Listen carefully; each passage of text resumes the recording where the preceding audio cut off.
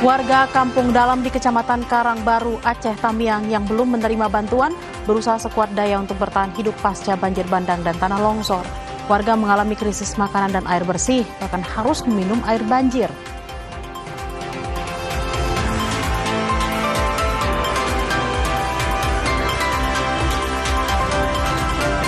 Penggalangan dana dari warga untuk warga sebesar lebih dari 10 miliar rupiah berhasil terkumpul hanya dalam waktu 24 jam. Sepercik harapan mulai hadir dari bantuan untuk korban banjir yang mencoba bertahan di tengah kondisi yang porak-poranda.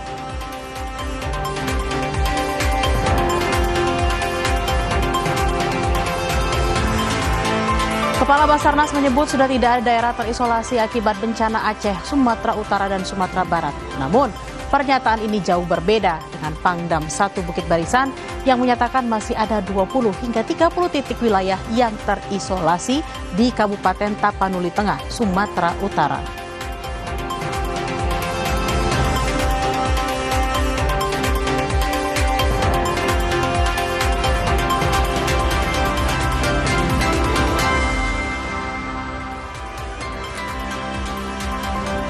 Halo saudara, selain 3 sorotan utama tadi, simak juga informasi sejumlah kepala daerah di Sumatera bagian utara menyatakan tak sanggup menangani dampak bencana banjir dan longsor. Mereka mendorong segera menetapkan status bencana nasional. Bersama saya, Tili Reabella, Anda menyaksikan Kompas yang selengkapnya di Kompas TV Independen Terpercaya.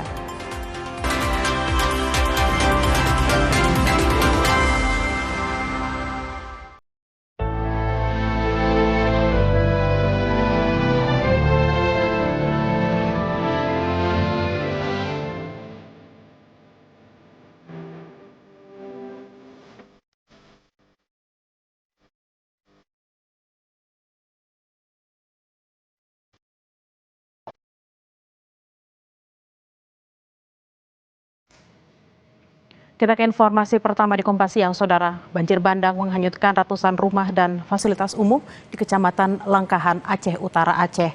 Salah satu wilayah yang terdampak paling parah adalah Desa Gedumpak. Sepekan sejak banjir, warga harus mengungsi dan tidur di tenda terpal. Banyak rumah di Desa Gedumpak rata dengan tanah, sementara lainnya rusak berat. Banjir bandang juga membuat desa terisolasi dan bantuan yang masuk sangat minim, serta ada yang berasal dari kecamatan tetangga yang tidak terdampak banjir. Di sisi lain desa, sebagian warga masih bertahan karena akses masih tergenang banjir setinggi 1 meter. Di Kabupaten Aceh Utara, 25 kecamatan terendam banjir dan di 2 kecamatan terjadi longsor. Yang di rumah lebih kurang 300 kakak lebih. Kalau jiwa 1000 lebih. Saat ini masih mengungsi nih Pak? Masih mengungsi semua. Tapi yang di dalam itu masih terjebak, belum bisa keluar. Belum bisa keluar karena akses jalan belum ada. Karena di jalan itu masuk ke dalam kami bilang ini Tanjung ya, masuk ke dalam Tanjung di Munasah sana. Masih ada sekitar warga yang sakit pun ada, yang tua, anak kecil belum bisa evakuasi keluar tempat titik pengungsi kami di masjid. Visual yang Anda saksikan ini, Saudara, adalah kondisi di wilayah Kecamatan Kuala Simpang, Kabupaten Aceh Tamiang, Provinsi Aceh. Situasi di Kuala Simpang, Aceh Tamiang tampak tergenang air dan juga tertutup sampah lumpur sisa bencana banjir. Terlihat juga kondisi permukiman warga yang porak-poranda akibat terjangan banjir. Rumah warga hancur dan mobil rusak terendam serta diterjang banjir. Dan ini adalah visual lain, Saudara, dari kerusakan parah yang terjadi di Kecamatan Kuala Simpang, Kabupaten Aceh Tamiang, Aceh. Permukiman porak-poranda, terjangan banjir juga membuat warga Kuala Simpang, Aceh Tamiang menderita karena rumahnya hancur serta kendaraan rusak akibat bencana banjir. Tiba-tiba air datang dengan cepat, Pak. Air datang dengan cepat, kami nggak tahu bagaimana untuk menyelamatkan keluarga-keluarga kami di sini. Karena air datang sangat cepat, Pak. Sangat cepat, Pak. Kemudian Pak, apakah sudah ada bantuan nih Pak? Belum ada, Pak. Sampai sekarang belum ada, Pak. Belum ada. Kami menunggu itulah, Pak. Kami butuh beras, air bersih. Kami butuh beras sama air bersih lah. Tolong segera dikirim, Pak. Air kayak gini yang kami gunakan kami air gunakan, Pak. Masih banyak yang terjebak di dalam, Pak. Yang seadanya saja di sini dalam. Enggak tahu, kami nggak bisa bilang apa lagi nih, Pak. Memang udah Yang nasib kami minta kami. tolong hanya bantuan secepat itu aja. Pak Presiden, tolong kami Pak Tolong. Presiden. Hadir ke Aceh Tamiang Pak Presiden.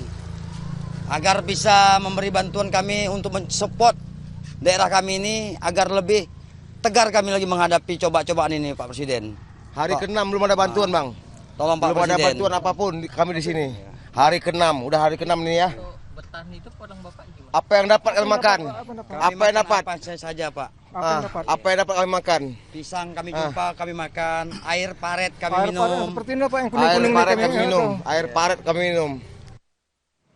Perkembangan terkini, saudara, kita telah bergabung dengan Bupati Pidi Sarjani Abdullah. Selamat siang, Pak Sarjani. Bagaimana kondisi warga korban banjir saat ini, Bapak, dan posko pengungsian serta bantuannya seperti apa di sana? Ya, Assalamualaikum warahmatullahi wabarakatuh. Ya, saya Sarjani Abdullah, Bupati Pidi. Ya. Memang keadaan di Pidi juga hampir sama juga dengan daerah yang lain di Aceh. Cuma mungkin angkanya agak kurang sedikit di Pidi. Artinya wilayah memang hampir setengah daripada kecamatan yang terjadi bencana juga. Di kita ini ada 23 kecamatan, jadi yang kena banjir ini 13 kecamatan. Jadi luas juga wilayah area persawahan yang rusak. Memang infrastrukturnya nggak rusak, ya, nggak rusak parah, rusak sedikit, rusak parah ya nggak, rusak ringan banyak memang. Banyak juga rumah yang rusak. Jadi ada juga rumah yang hilang. Cuma kalau meninggal di daerah kita ini ada 2 orang meninggal di Kecamatan Utara Timur dan juga di Kecamatan Kemandanjung. 2 orang meninggal. Tapi kita ikut belasungkawa juga kepada daerah-daerah lain yang lebih parah dibandingkan dengan Kabupaten Pidi. Walaupun sekarang memang yang jadi masalah sekarang di kita ini juga dengan keadaan seperti ini, kita anggaran juga terbatas untuk menangani masalah. Kita minta bantuan daripada daerah-daerah lain. Memang jangankan dibantu kita, orang lain pun harus kita bantu. Ini jadi masalah memang.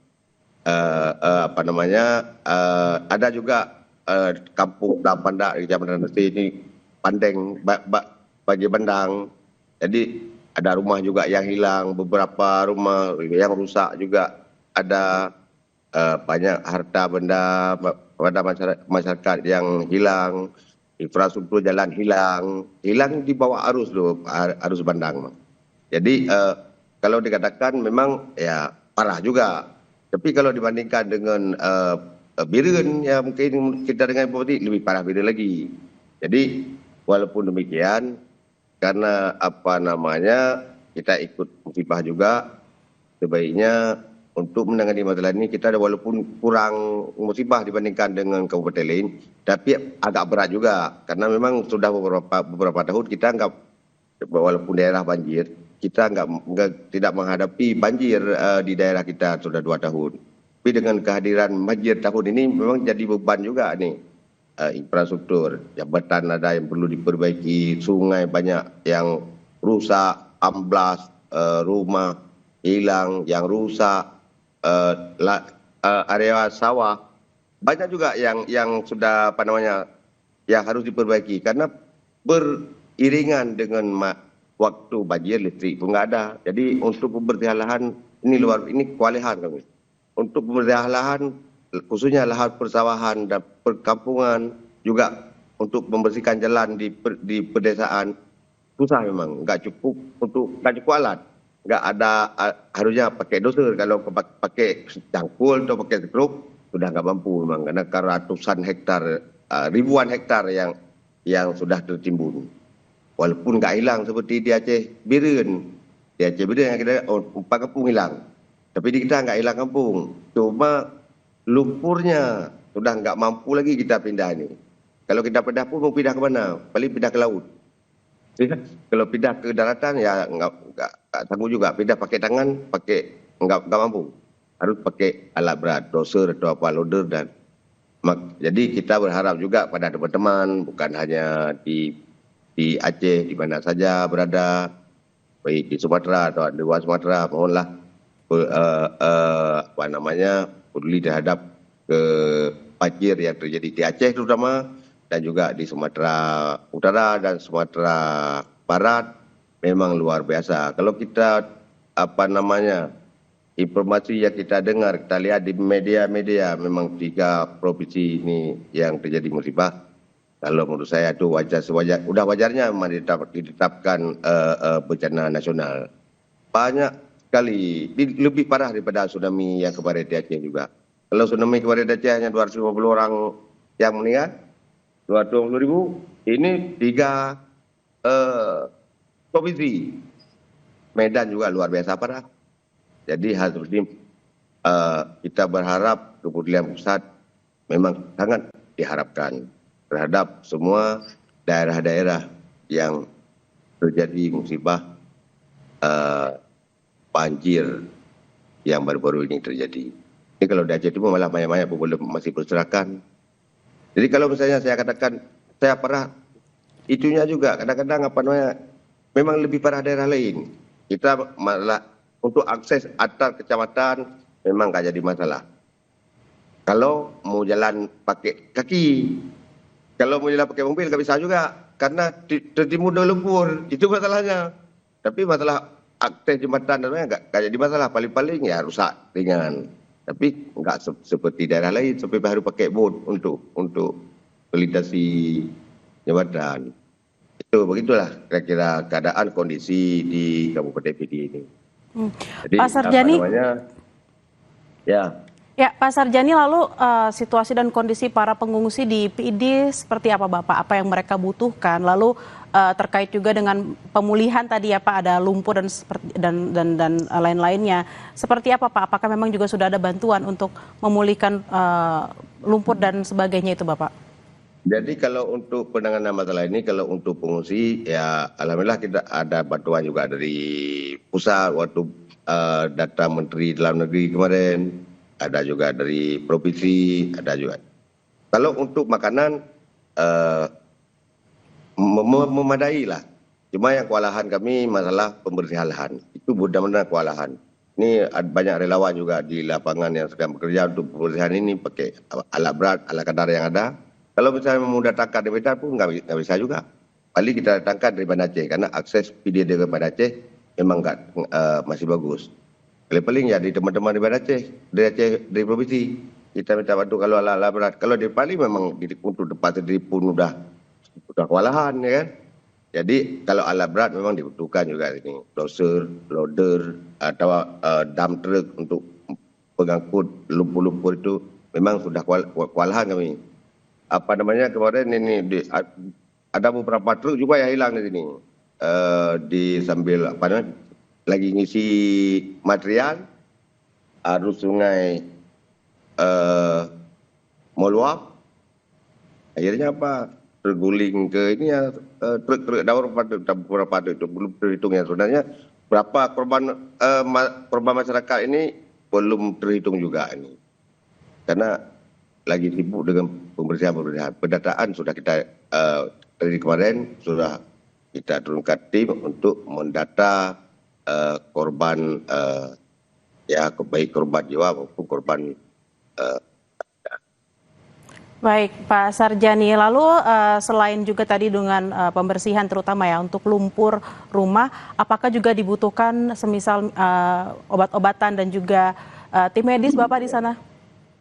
Ya, kalau obat-obatan memang cukup perlu, bukan cukup persediaan. Enggak, memang persediaan kurang ya.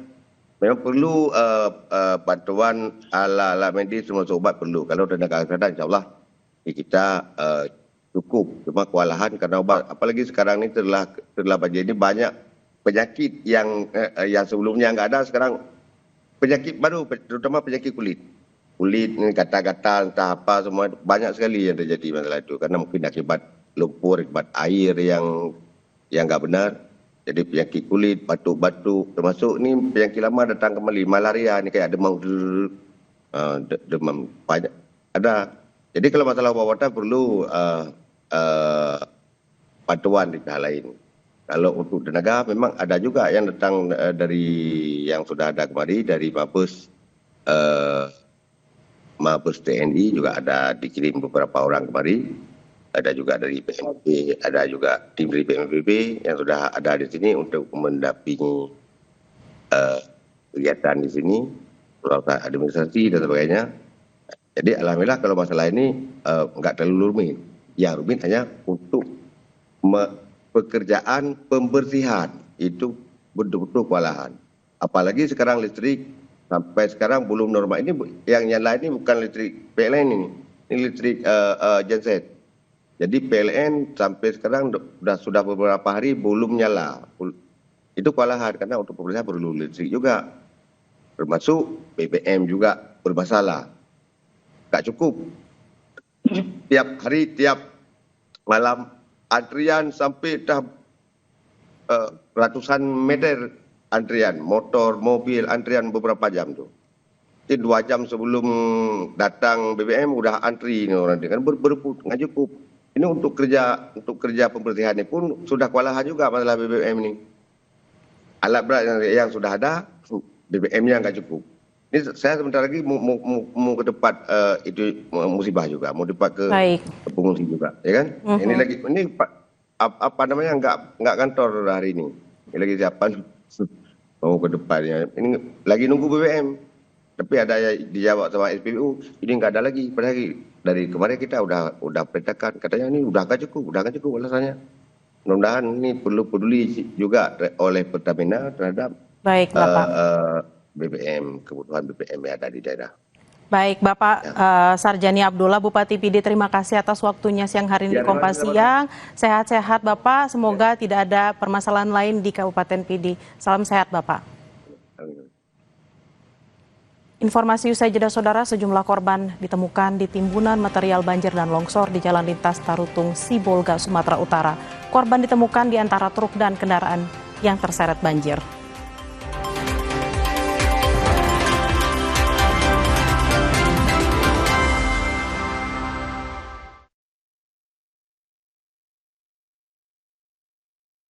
Kopi hits nomor 1 ya top